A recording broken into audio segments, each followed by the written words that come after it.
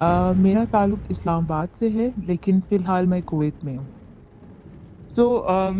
जब मैं like 6th and 7th grade में थी, तो मेरे साथ ये हुआ था कि मैं घर पे थी, हॉलिडे था। तो मेरी मदर ने मुझे बोला कि उठो, हम नाश्ता बना रहे हैं, उठ जाओ। लेकिन जब मैं उठी और शायद मैं नींद में ही थी या क्या वजह थी, मुझे 2 बच्चे दोबारा दिखाई दिए, अपने बेड के ऊपर। Like they were playing on my bed. तो अ, देखने में वो बच्चे खूबसूरत थे, एक नज़र भर के मैंने उनको देखा भी था और मैं कन्फ्यूज़ हो गई कि हमारे घर में कज़िन्स ने ज़रूर आना था आज, लेकिन ऐसा नहीं है कि ये वो लोग तो नहीं हैं। तो मैं थोड़ा कन्फ्यूज़ हुई और उस टाइम मेरी एज होगी कोई, एज मैं नहीं बता सकती, पता नहीं कितनी होगी। बहरहाल मैंने फिर आँखें अपनी दोबारा से वो करके मैंने कहा कि शायद मैं कोई ख्वाब देख रही हूँ, अभी भी मैंने देखा तो वो उस लम्हे नहीं थे। तो मैंने शायद उनको कुछ सेकंड्स के लिए देखा था, तो वो मुझे दोबारा नज़र नहीं आए। ख़ैर मैं लेकिन मुझे ये हुआ कि एकदम से वो हॉट फ्लशेज़ और वो हार्ट रेट बढ़ जाना, इससे मुझे पता चल गया कि कुछ एब्नॉर्मल था, ख्वाब नहीं था। मैंने अपनी आँखों से उसको देखा। बहरहाल मैंने अपने पेरेंट्स के साथ शेयर किया, उन्होंने बोला कि वहम हो जाता है, नींद से जब इंसान उठता है तो ऐसी चीज़ें नज़र आ जाती हैं वग़ैरह-वग़ैरह। बहरहाल वो चीज़ उस तरह से ख़त्म हो।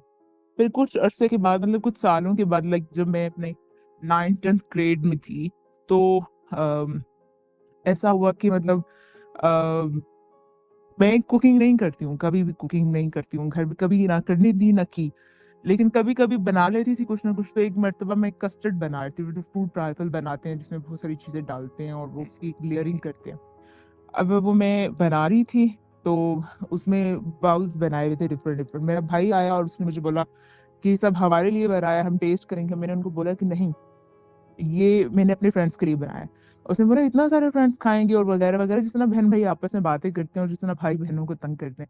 फिर मैंने उसको क्लियरली बोला कि ये वाला बाउल जो है ये फैमिली के लिए है और ये वाला मेरे फ्रेंड्स के लिए। मतलब उस दिन शाम में मेरी एक फ्रेंड ने आना भी था। तो फिर ये हुआ कि मेरा भाई बाहर चला गया, वो जब बाहर गया मैंने बाहर मेन गेट को लॉक भी कर लिया सब कुछ। थोड़ी देर बाद जब मैं किचन में आई हूँ, तो जो बॉल मैंने फैमिली के लिए रखा था, मैंने कहा था कि थोड़ा कूल डाउन हो गया तो मैं इनको फिर फ्रिज में रखूँगी, इतना गरम-गरम नहीं रखूँगी। तो जो दूसरा बाउल था वो बिल्कुल खाली हो गया था, जो फ्रेंड्स के लिए रखा था। और इसके बाद फिर चूँकि मैं बहुत कम कुकिंग करती थी, तो मैं बहुत ज़्यादा मुझे गुस्सा आया कि ये पता नहीं किसने लिया, और मैंने काफ़ी शोर-शराबा मचा दिया कि ये किसने यहाँ से किसने फेंक दिया, क्योंकि वो बिल्कुल साफ हो चुका था। तो उस वक़्त घर में अम्मी-अब्बू थे, तो मैंने उनको बताया, तो वो कहते हैं कि नहीं ऐसा नहीं। फिर मैं अपने भाई पे इल्ज़ाम लगा रही थी कि उसने मैं रूम में आई थी तो शायद वो किसी और बर्तन में डाल के अपने दोस्तों के लिए ले गया है। और फिर अब्बू ने मेरे भाई को कॉल किया, वो दोबारा दोबारा घर आया, वो मार्केट तक ही गया था। उसने बोला कि मैं ऐसी हरकत क्यों करूँगा कि मैं एक चीज़ जो उन्होंने बनाई है और वो मैं ले जाऊँ। और मज़े की बात, जो मैंने फैमिली का बोला था वो वहीं पे था, और जो मैंने ये बोला था ना कि अली इसको हाथ नहीं लगा रहा, ये मेरी फ्रेंड्स का है, वो ख़त्म हो चुका था। एक ये इवेंट हुआ। अब मैं इसको कुछ मुझे नहीं पता कि वो क्या हुआ था उस वक़्त मेरे साथ। तो ख़ैर ये चीज़ इस तरह से छोड़ दी, फिर मैंने इसको भी इग्नोर किया। इसके बाद मेरे ड्रीम्स का प्रॉब्लम है, सबसे मेन ची यहाँ पे मैं आपको एक बात बताऊँगी। मेरी जो मदर थी, शादी से पहले वो 9 इयर्स तक पोसेस्ड रही थी। व्हेन शी वाज़ 18, तो वो जो उनके अंदर जो भी एंटिटी थी, उसको आफ्टर 9 इयर्स रिमूव किया गया था। मतलब बहुत कोशिशों के बाद, बहुत सारे लोगों से मिलने के बाद उनको रिमूव किया गया था। तो उसके बाद फिर फ़ौरन बाद इनकी शादी हो गई थी, और वो चीज़ दोबारा उनमें कभी ज़ाहिर नहीं हुई। इनको उस जो भी एंटिटी थी उसने दोबारा कभी प्रॉब्लम नहीं किया, कभी कुछ ऐसा नहीं हुआ। ये एक फैमिली में मदर से रिलेटेड ये एक हिस्ट्री है। अब मेरे साथ ये मसला है कि मैं परफ्यूम्स का बहुत ज़्यादा इस्तेमाल करती हूँ। इतना ज़्यादा परफ्यूम्स का इस्तेमाल करती हूँ कि जब मैं पाकिस्तान में भी थी, जो भी हमारे लोकल पाकिस्तान में ब्रांड्स हैं, उनकी सबकी कलेक्शन मेरे पास थी। अब जब से मैं कुवैत आई हूँ, तो जितने भी इंटरनेशनल ब्रांड्स हैं, इसकी कलेक्शन भी मेरे पास मौजूद है। मतलब कोई एक चीज़ नहीं, ऐसा परफ्यूम नहीं है किसी एक ब्रांड का जो मेरे पास इस वक़्त ना हो। और परफ्यूम के साथ मेरी एक ऑब्सेशन है, और जब मैं सोती हूँ, तो मैं अपने पिलो पे भी लगाती हूँ परफ्यूम्स बाकायदा, और अपनी बॉडी पे भी लगाती हूँ। तो मुझे इसके बगैर मैं अपने आप को समझिए अधूरा फ़ील करती हूँ कि ये मैंने नहीं किया तो मुझे नींद नहीं आएगी। इसके अलावा एक यहाँ पे कुवैत में बड़े अच्छे और बड़े एक्सपेंसिव स्मॉल परफ्यूम्स होते हैं, इत्तर या अतर बोलते हैं उनको। मैं वो भी नोज़ के नीचे लगाकर सोती हूँ। नोज़ और लिप्स के बीच में, क्योंकि उसके बगैर मुझे नींद नहीं आती है। सो मतलब इस कदर मैं अपने आप को खुशबुएँ लगाती हूँ।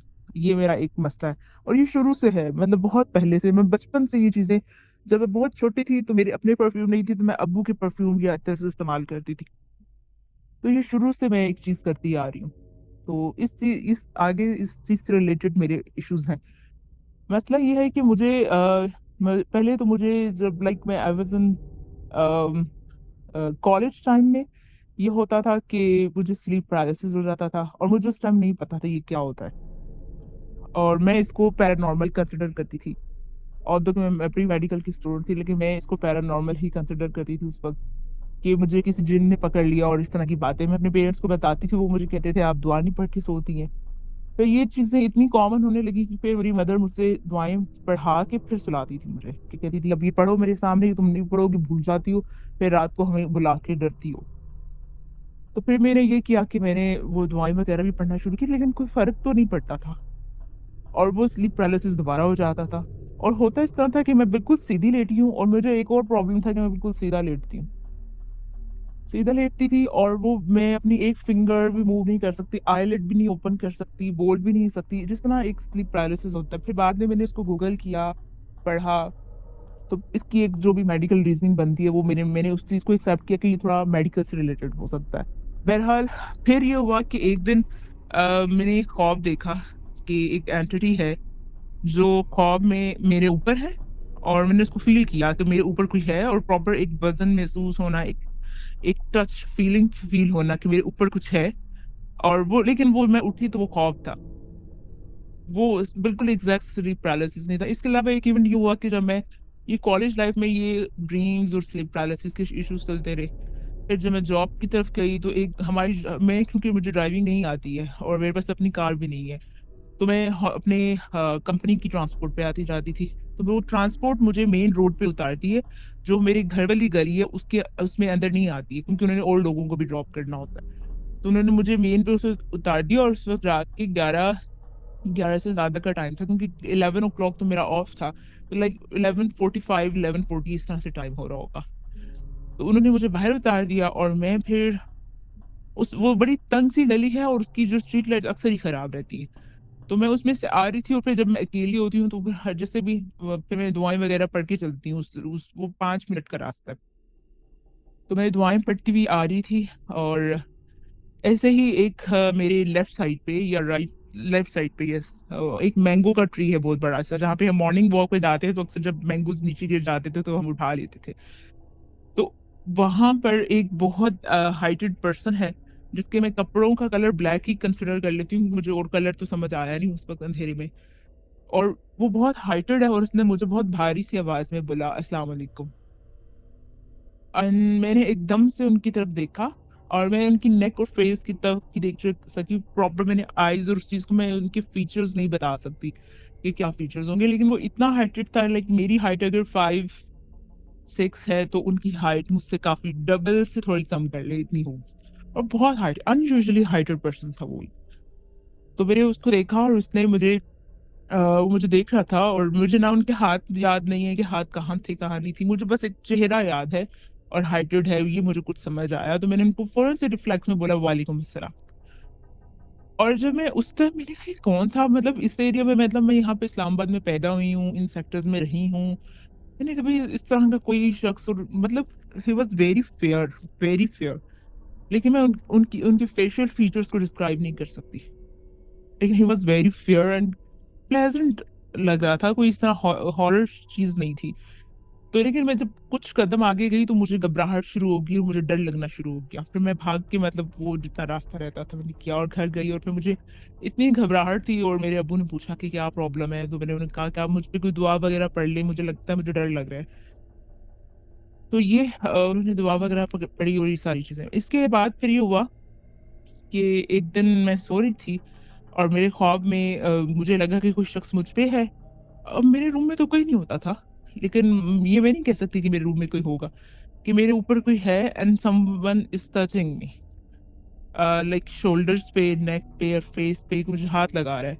अच्छा, मैं एकदम उठी तो मुझे रियलाइज़ हुआ कि ये शायद मैं ख्वाब में थी या ख्वाब या नींद के बीच में थी और मेरे रूम में कोई भी नहीं था क्योंकि विंडो की लाइट थी वहाँ पर। और एक हमारे फादर ये कहते हैं कि रात में अक्सर वो बच्चों के कमरे के पास जाते हैं, देखते हैं सो रहे हैं, कोई फ़ोन स्पेशली प्रॉब्लम उनको ये होता है कि हम जब लेट नाइट फ़ोन यूज़ करें, तो वो ये देखने आते हैं कि फ़ोन तो नहीं यूज़ कर रहे या ये सब चीज़ें। तो एक दिन क्या हुआ कि मैं फ़ोन मैंने रखा और मुझे एक मसला है कि मैं सुबह उठ के भी सारी ईमेल्स देखती हूँ और सोने से पहले भी सारी ईमेल्स देखती हूँ। बस ऐसे आदत है क्योंकि बहुत सारी सब्सक्रिप्शंस ली हुई हैं, आर्टिकल्स आते रहते हैं, वो देखने होते हैं।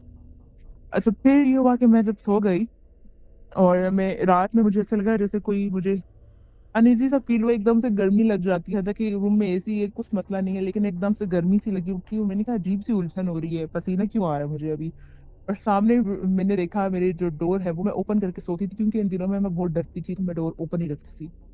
तो मैंने देखा कि एक डोर की हाइट जितना इंसान है और वो खड़ा इतना हाइटेड है। मुझे लगा अब्बू लेकिन इतने हाइटेड तो नहीं है वो।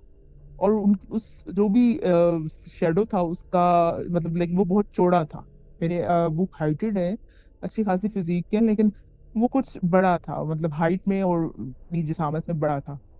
बहरहाल मुझे वो मैंने कहा यार ये कौन है? मैंने एकदम हल्की सी आवाज़ में अब्बू बोला, लेकिन वो आगे से कोई रिस्पॉन्स नहीं आया, तो मैंने अपने पिल्लो के नीचे से फ़ोन निकाला और अब्बू को सिर्फ़ मिस्ड कॉल किया।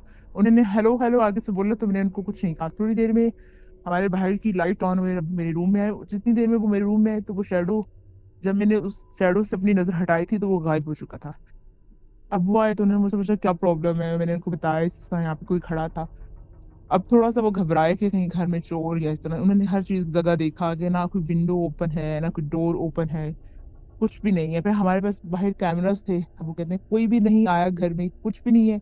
और तुम्हें पता नहीं है कि रात में फिर उन्होंने उन्हें जब रियलाइज़ हुआ कि कुछ पैरानॉर्मल है, ये जो मुझे पता था कि ये नॉर्मल नहीं हुआ मेरे साथ जो भी था। तो उन्होंने मुझे बोला कि मैं रात को उठ के आप लोगों को देखता हूँ। मैं थोड़ी देर पहले भी आया था तो आपने मुझे ही देखा होगा, मैं यहाँ चल रहा था। अच्छा उस वक़्त तो मुझे जो उन्होंने एक्सप्लेन किया मैंने उसको मानना ही था क्योंकि मैं और डरना नहीं चाह रही थी। तो बस ये चीज़ें थी। इसके बाद अब ये मसला अब जब मैं कुवैत क्यों आई हूँ उसका एक रीज़न है। उसका रीज़न ये था कि मुझे ड्रीम्स बहुत वॉयलेंट आने लग गए थे। मतलब मुझे ड्रीम में ऐसा होता था कि मेरे ऊपर प्रेशर तो है ही लेकिन कोई मुझे टच कर रहा है।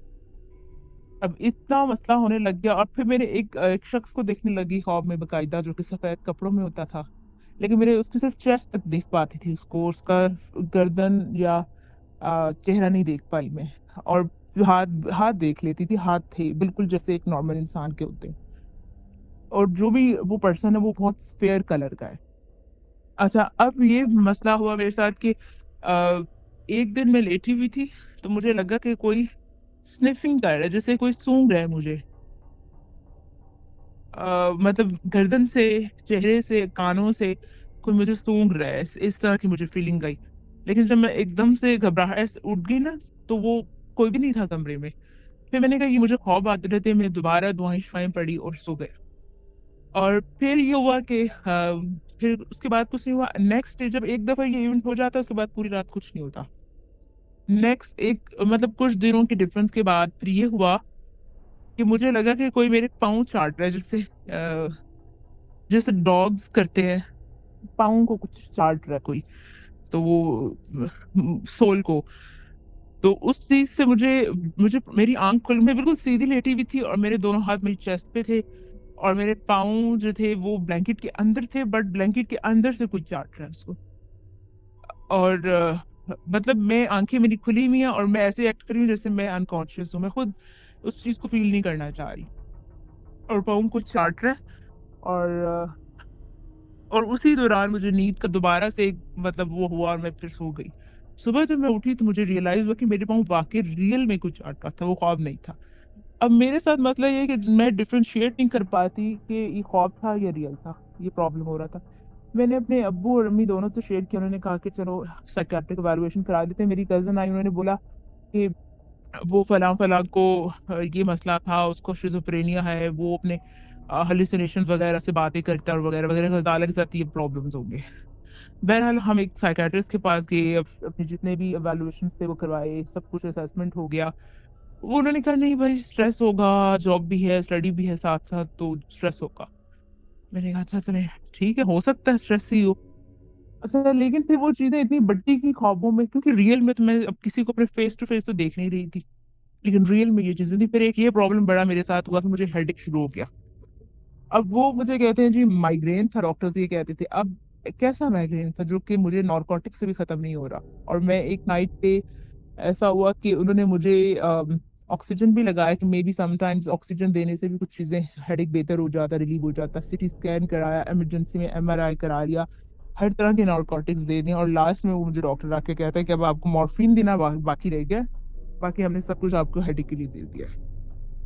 बहरहाल फिर मैं हॉस्पिटल से तो मुझे रिलीफ मिला ही नहीं हेडेक का। उन्होंने मुझे माइग्रेन की जो एक टिपिकल मेडिकल रिजीम होती है, मेडिसिन होती हैं, वो देने का बोला। वो भी मैंने लेके देखी, कोई फर्क नहीं पड़ा। और ये अचानक हेडेक होती थी और रात में होती थी, दिन में कभी मुझे हेडेक नहीं होती थी। अगर फॉर एग्जाम्पल अगर मुझे अभी रात में हेडेक है, तो जब मैं मॉर्निंग में सो के उठूंगी नहीं होगी, विदाउट एनी ट्रीटमेंट नहीं होगी। सो फिर ये हुआ कि फिर अब्बू ने हमारे, वो जो जिन्होंने मेरी अम्मी का जिन वगैरह खत्म किया था, उनके जो बेटे हैं आगे, उनसे राब्ता किया। उन्होंने उनको कहा कि शायद कोई पैरानॉर्मल इशू है, क्योंकि हमने हर तरह से कोशिश कर ली है कि हम मेडिकली भी ट्रीट करा सके। तो उन्होंने कुछ दवाएं वगैरह फोन पे पड़ी मेरे पे, और मैं, मेरा हेडेक ठीक हुआ और मैं सो गई। बीच में 3-4 दफे ऐसे उन्होंने दुआ पड़ी और मैं ठीक होगी। फिर अबू उनके सालकोट गए और फिर वहां से जाके कुछ एक वो लेकर आए जो मेरे तकिए में इन्होंने बांध दिया आके। उसके बाद से मुझे हेडेक्स तो नहीं हुई। अब फिर दूसरे सिलसिले शुरू हो गए। अब एक बार मर्तबा मैंने ऐसा फील किया कि मुझे, अब वो जो जिस तरह से मेरे पाँव को कुछ चाटता था, अब वो मेरी नेक तक आ गया था। अब वो मेरी नेक के ऊपर मुझे फील होता था कि कोई गर्दन को चाट रहा है, और मुझे कुछ नजर नहीं आता था कि मैं अपनी गर्दन एक ही पोजीशन में सर रखती थी और अपनी आंखें सिर्फ घुमाती थी कि मुझे आसपास कुछ नजर आ जाए। मैं अपनी मूवमेंट और किसी चीज की नहीं करती थी, तो मुझे कोई नजर नहीं आता था। फिर मैंने अपने रूम में, अब्बू ने एक छोटा सा लैंप लगा के लगा दिया कि ये लाइट में रहे तो शायद अंधेरे से डरती है। तो ये सारी चीजें, इसके बाद फिर मुझे आ, ये चीजें फिर मुझे फील होने लगी कि मतलब ये अक्सर मुझे बॉडी पे टच करना, और अम, जैसे कोई इस तरह के मसले। अब मैं एक और चीज आपको यहाँ पे बता दूं। I am 29 years old right now, और 23 ईयर एज से मेरे रिश्ते आ रहे हैं, मेरे पेरेंट्स रिश्ते ढूंढ रहे हैं, लेकिन अभी तक किसी भी उसमें हम मैं कामयाब नहीं हो सकी। ना मैं खुद पर्सनली, मुझे कभी कोई पसंद तो नहीं आया, लेकिन ना पर्सनली मैंने कभी किसी रिलेशन में इन्वॉल्व हो सकी हूँ। और जो, अगर लोग खुद आते हैं मुझे अप्रोच करते हैं, और बड़े ऐसे वालिहाना अंदाज में आते हैं लाइफ में कि जैसे पता नहीं मेरे अलावा कोई है ही नहीं उनकी लाइफ में। लेकिन फिर होता ही है कि उसका फायदा कुछ नहीं निकलता। वो कुछ दिनों के बाद वो खुद ब खुद विदाउट टेलिंग एनीथिंग वो मेरी लाइफ से बिल्कुल गायब। अब फॉर एग्जाम्पल एक रिश्ता मेरा होने लगा था, I was like 26 years old। तो वो लोग आए और बड़ा, उनको मैं अच्छी लगी, सब कुछ, उन लोगों को फैमिली पसंद आ गई, उनको कोई प्रॉब्लम नहीं था मुझसे, सब कुछ सही था। लेकिन फिर भी उन्होंने कहा जी इस्तिखारा ठीक नहीं आया। फिर इसी तरह कोई कहता इस्तिखारा ठीक नहीं आया, कोई कहता लड़के को लड़की पसंद नहीं आई। हालांकि खुद ही तो रिश्ता लेकर आते हैं, फिर बाद में पसंद क्यों नहीं आती, इसकी मुझे समझ नहीं आती थी। और एक लड़का था, उसने मुझे बहुत तंग किया। वो बहुत ज्यादा मतलब इरिटेट कर रहा था। तो उस वो फिर बाद में उसका एक्सीडेंट हुआ, और फिर वो फ्रैक्चर के साथ और वो सब चीजें रही। मतलब उसने मुझे इतना कि मुझे लाइक किडनैप तक की धमकियां दी, लेकिन फिर बाद में उसकी टांग अपनी टूट गई। और एक और इंसिडेंस हुआ था, खैर ये मैं इसको रिलेट नहीं कर सकती पैरानॉर्मल से, कि उसका कोई कोई इंसिडेंस भी हो सकता है।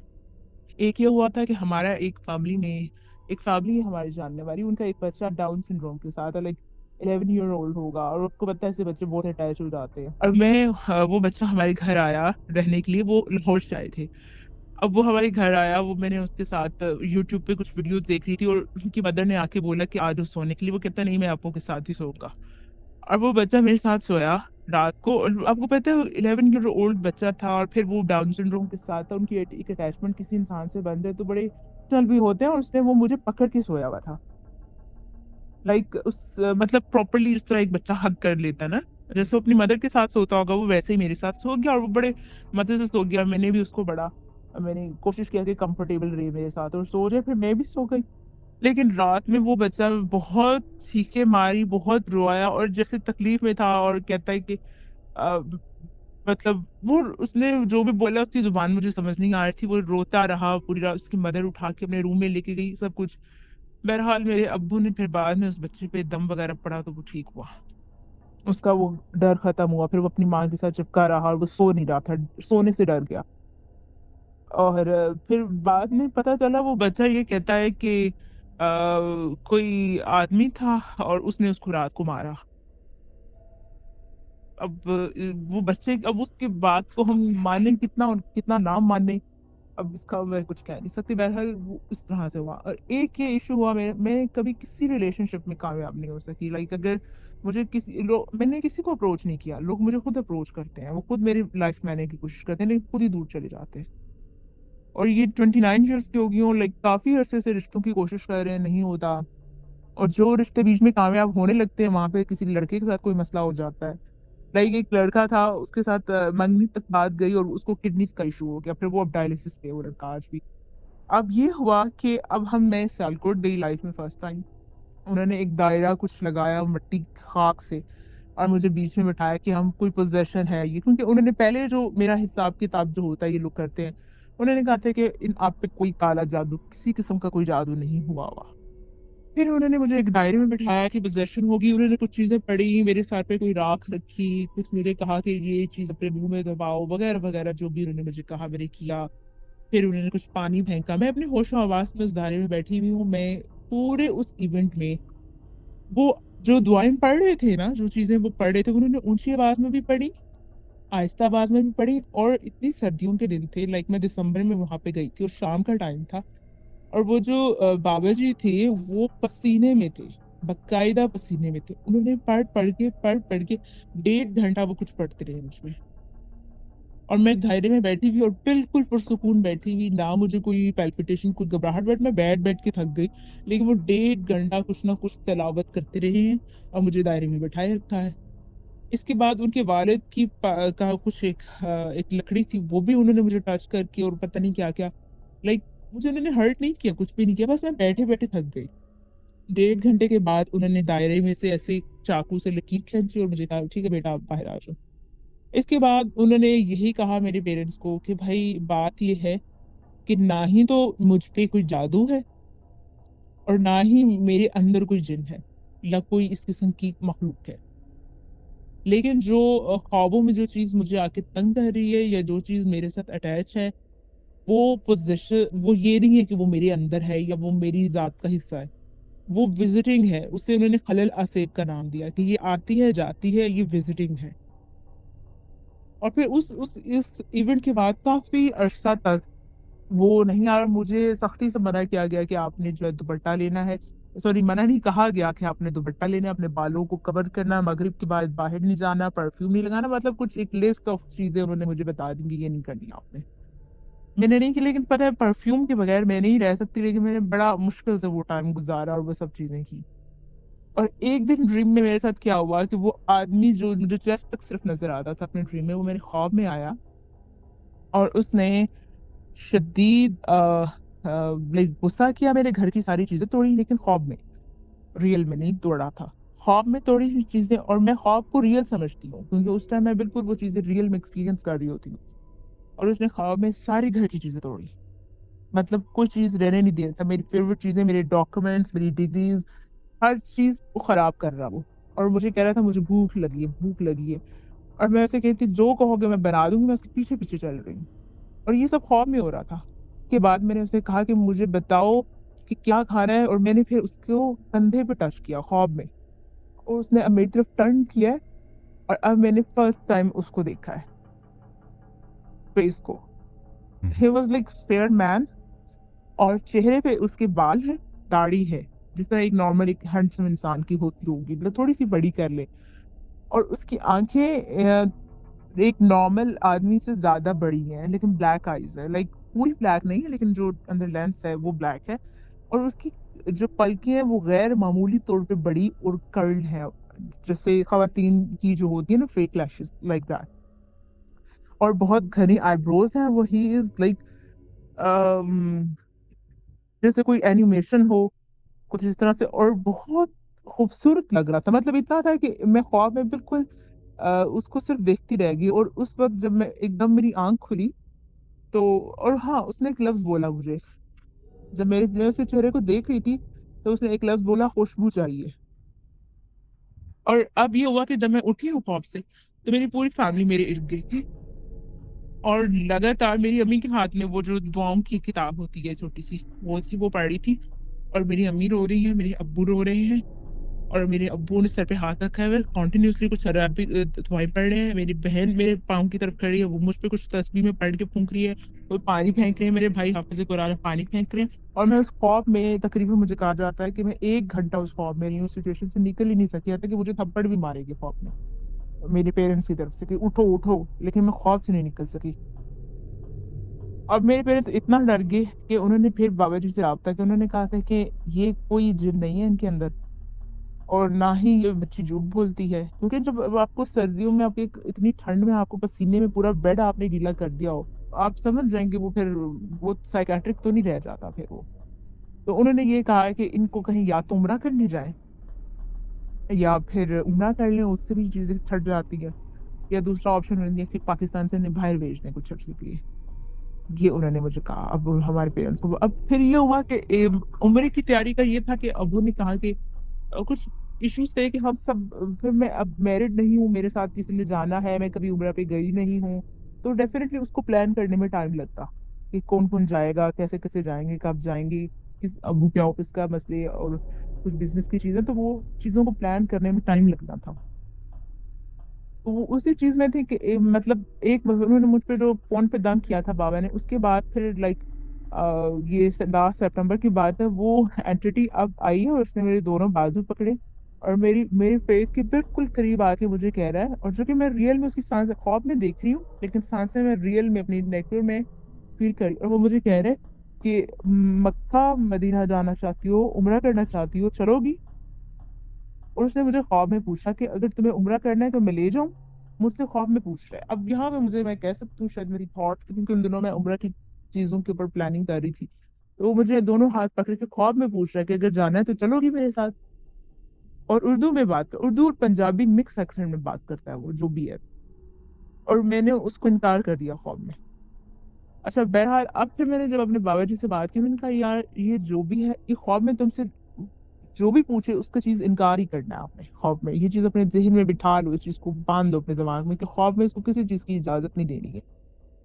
अच्छा, मैं इन चीज़ों से इतना तंग आ चुकी हूँ कि मैं नींद की गोलियाँ खाऊँ या मैं एंटी डिप्रेसेंट लूँ, जो कि मुझे साइकियाट्री की मेडिसिन में साथ-साथ चल रही है, और वो मुझे नहीं फ़र्क पड़ा कोई भी। बहरहाल एक दिन क्या हुआ कि मैं बैठी हुई और मैं अपना काम कर रही हूँ, कि जब मैं अपना कुछ अपनी पावर पॉइंट्स बना रही होती है, कुछ ऐसी चीज़ें कर रही होती हूँ, तो मुझे भूख बहुत लगती है, काम करते हुए। मैंने अम्मी को बोला कि मुझे मटर पुलाव चाहिए, क्योंकि मुझे बहुत पसंद है। अम्मी ने बोला कि बेटा जो मैंने आज बना दी है वही खाना पड़ेगा और कुछ नहीं बन रहा। कल बनाऊँगी, अब ये कल बनेगा। तो मैं थोड़ा-सा हल्का-सा नाराज़ हो गई कि क्यों आप उनकी मर्ज़ी का बना लेती हैं, मेरी मर्ज़ी की कुछ नहीं बनाती, वगैरह-वगैरह, जिस तरह बच्चे अपने पेरेंट्स के साथ करते हैं। मैं उस रात सोई तो वो आदमी मुझे फिर, अब मुझे सिर्फ़ चेस्ट तक नज़र आ रहा है, और वो मुझे एक जगह ले गया है, जो कि जहाँ पे छोटे-छोटे काले-काले बॉक्सेस टाइप के घर हैं। और वो मुझे वहाँ ले, और वो ऐसे बने हुए हैं जैसे किसी पत्थर-पत्थर की चीज़ टाइप के टेक्सचर, उसको मैंने टच किया था तो मुझे पत्थर के टेक्सचर लगा था। अब ख्वाब मुझे ऐसे लगते हैं जैसे मैं रियल में एक चीज़ को एक्सपीरियंस कर रही हूँ। उसने मुझे बहुत सारी खुशबुएँ सुंघाई, और खुशबू जो थी वो पीतल के बर्तन नहीं होते, जैसे येलो-येलो बर्तन होते हैं, उसके अंदर उसने कुछ खुशबुएँ डाली हुई, वो मुझे सुंघाई। और फिर मैंने टेस्ट भी किया। फिर उसने मुझे बहुत सारे लोगों से मिलवाया, जो कि लोग नहीं थे, वो सिर्फ़ शैडोज़ थे। व्हाइट कलर के, ब्लैक कलर के शैडोज़ थे, जो ऐसे बस तेज़ी से चलते रहते हैं। और फिर उसने मुझे एक जगह बिठाया जहाँ पे वो लोग सब like they were dancing and they were making food, और उन्होंने उनके हाथों में आग नहीं थी, लेकिन ऐसे थे जैसे किसी ने लकड़ी के थ्रू आग पकड़ी और वो डांस कर रहे हैं। इस तरह की मैंने उन कुछ चीज़ें देखी हैं, जो एक्सप्लेन नहीं मैं ज़्यादा कर सकती हूँ, क्योंकि वो मैंने जो देखी थी उसको हमारी वर्ल्ड के अंदर उसको एक्सप्लेन करना इज़ टोटली डिफिकल्ट, कि मैं कैसे एक्सप्लेन करूँ कि क्या मीडियम था वहाँ पे। फिर उन्होंने मुझे बड़े से बर्तनों में खाने दिए, और वो खाने मुझे कुछ समझ नहीं आए थे। उसमें से एक चीज़ मुझे समझ आई थी, मटर पुलाव, और वो मैंने खाया था वहाँ पे बैठ के, ख्वाब में। उसके बाद अब ये हुआ है कि उसने फिर मुझसे वो पूछता है कि मेरे साथ चलो। वो कहते हैं, वो एक हाइटेड आदमी है, अब मैं उसको रियल देख सकती हूँ, मतलब लाइक ख्वाब में रियल पूरा देख सकती हूँ, कि वो रियल आदमी है और हसीन आदमी है, बहुत बड़े-बड़े घने बाल हैं उसके, लाइक शोल्डर तक बहुत घने बाल हैं। आई काइंड ऑफ लाइक मुझे वो अच्छा लगता है। बिकॉज़ वो बहुत हैंडसम है। और और और फिर वो ये कि वो अब मुझे हाथ पकड़ के मुझे कहता है कि चलो मेरे साथ, और वो कहता है कि मेरे पता नहीं पाकी पाकी चलो, समथिंग कुछ वो पंजाबी में मुझे कहता है। वो मुझसे, मैं पंजाबी नहीं बोलती, लेकिन वो मुझसे इंटरैक्ट ज़्यादातर पंजाबी में करता है। मेरे पेरेंट्स वैसे पंजाबी हैं, तो वो मुझसे पंजाबी, मुझे समझ आती है वो बोलता क्या है। वो मुझसे पंजाबी में इंटरैक्ट करता है और मुझे कहता है कि मेरे पाखी में चलो, आई don't know what is this, कोई प्लेस का नाम है या व्हाटएवर। वो मुझे कहता है कि मेरे साथ चलो और पाखी में चलो, और इस तरह की कुछ बातें करता है, कुछ ऐसे वर्ड्स यूज़ करता है जो मेरी वोकैब्युलरी में नहीं है। पंजाबी तो मुझे समझ आती है, लेकिन वो कुछ और स्पेसिफिक वर्ड यूज़ करता है जो मेरे, फिर वो मुझे कहता है कि मैं लाइक मैं एक, जैसे कि मैं बहुत सारे लोगों को लीड करता हूँ, और इस तरह की बातें कहता है कि मैं लीडर हूँ, मैं लोगों को लीड करता हूँ। तब मुझे फ़ॉलो करते हैं 2000 लोगों को मैं फ़ॉलो करता हूँ, 2000 पाकी के लोग मेरे पास हैं, और पता नहीं क्या पाखी पाखी, आई don't know what is this word पाखी। पाखी के लोग मेरे अंडर काम करते हैं वगैरह-वगैरह। तो be with me like that. And ये जब ये चीज़ें बहुत ज़्यादा होने लगी कि वो मुझे खींचता है ख्वाब में अपनी तरफ, वो बाजू से पकड़ के खींचता है। और फिर ये हुआ कि फिर मैंने कुवैत आके पाकिस्तान छोड़ दिया, और मैंने अप्रैल 2023 में मैं कुवैत आ गई। अब यहाँ तक हो चुका है कि मैं यहाँ पे हत्ता कि अपने बेड के इर्द हिसार करती हूँ, सारा कुछ करती हूँ। जिस रूम में हूँ, इसी रूम के अंदर मुझे अब वो पर्सन मुझे फ़ील होता है एक ब्लैक शैडो की तरह अपने ऊपर, कभी-कभी आ जाता है। और अभी ये मसला चल रहा है कि बहुत दुआएँ करने के बाद यहाँ पे एक दिन मुझे लगा शायद ये रूम में कोई मसले हैं, क्योंकि ये बहुत पुराना हॉस्टल है जहाँ पे मैं रह रही हूँ, यहाँ पे इस फ्लैट में मुझे प्रॉब्लम लगता है। लेकिन वो मुझे अब रियलाइज़ हुआ कि वही पर्सन है। और अब ये होता है कि मुझे अब प्रॉपर मतलब मेरा कभी किसी मर्द के साथ किसी किस्म का कोई फिज़िकल उस तरह से नहीं हुआ। आई कैन नॉट अंडरस्टैंड, लेकिन आई नो कि that thing is touching my body and licking my body. Just इतना। अब मैं इतना स्केयर्ड हूँ कि अब इससे ज़्यादा अगर कुछ हुआ तो how would I deal with this? अभी ये है कि अभी दुआएँ कुछ कर रही हूँ, तो अभी मैंने पाकिस्तान से कुछ मँगवाया था, वो कुछ अब्बू ने बाबा की तरफ से कुछ भेजा था, एक तावीज़। वो मैंने अब अपने लाइक बाजू पे राइट आर्म पे बाँधा हुआ है, उसके बाद से ये जो टचिंग का सिलसिला है वो अभी तक रुका हुआ है। लेकिन उसके बाद ये हुआ है कि right now I am in kind of relationship, you can say, like commitment है। मुझे डर ये लगता है कि अब उस कमिटमेंट का भी कुछ नुकसान ना हो जाए। मतलब मैं इस चीज़ को कभी नहीं मानती कि मेरे साथ कुछ पैरानॉर्मल हो रहा है। लेकिन अब जब ये टचिंग और लीकिंग का पूरी बॉडी पे फ़ील होना शुरू हुआ है, तो अब मैं डर चुकी हूँ बहुत बुरी तरह, और मुझे अपने वालिद को बताना पड़ा कि अब यहाँ तक बात पहुँच चुकी है। वो इस मर्तबा वो खुद बड़े पैनिक कर गए हैं, और उन्होंने बाकायदा तावीज़ किसी तरीके से भिजवाए हैं, और मैं अब बाकायदा हर चीज़ करती हूँ। देखिए, नमाज़, रोज़ा हर चीज़ मैं करती हूँ। दूसरी बात ये है कि अगर वो मुझे काफ़ी दिन ख्वाब में ना आए, तो मैं अब उसको काइंड ऑफ मिस भी करती, चीज़ जो इतने अरसे से मेरे साथ है। उसने मुझे किसी न किसी पॉइंट पे साइकोलॉजिकली तो अफ़ेक्ट किया है ना। तो वो चीज़, and that person I don't know वो रियल उसकी शेप या शक्ल है, लेकिन he is so very handsome.